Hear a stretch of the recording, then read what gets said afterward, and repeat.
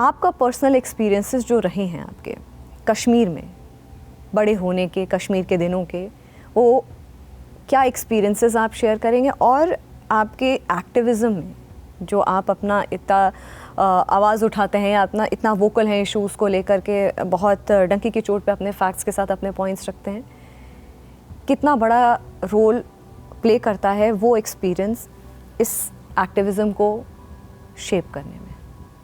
बहुत अच्छा प्रश्न है स्मृति जी, क्योंकि कश्मीर में जब अभी होश भी नहीं संभाला था और उसका अनुभव याद करता हूँ, और फिर देश भर में कश्मीर के बारे में जो आख्यान चला, जो कथा प्रसंग चला, जो एक धारणा बनी, उसको देखता हूँ तो ज़मीन आसमान का अंतर है। जब ये सुनता हूँ, पढ़ता हूँ कि कश्मीर 1990 से पहले बड़े सौहार्द का एक उदाहरण था, वहाँ आपसी भाईचारे की पराकाष्ठा थी, वहाँ प्रेम और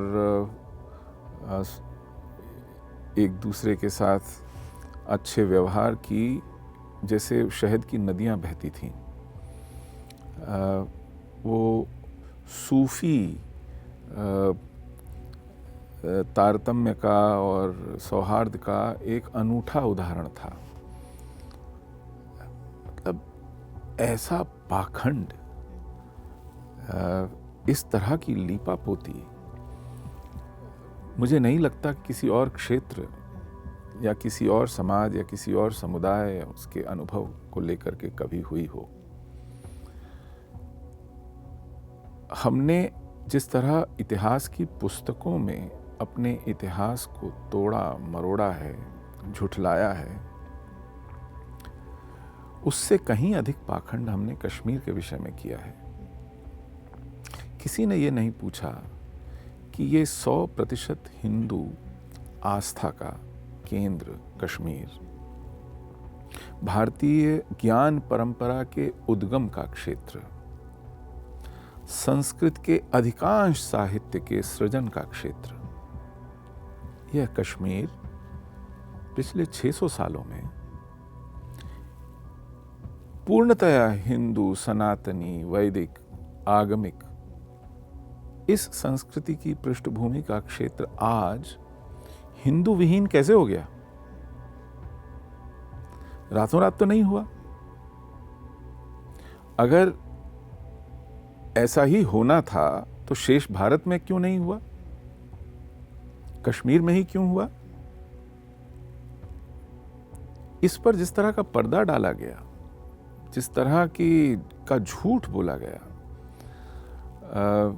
गढ़ा गया और उसको सबको घुट्टी में घोल के पिलाया गया, वो आश्चर्यचकित करता है।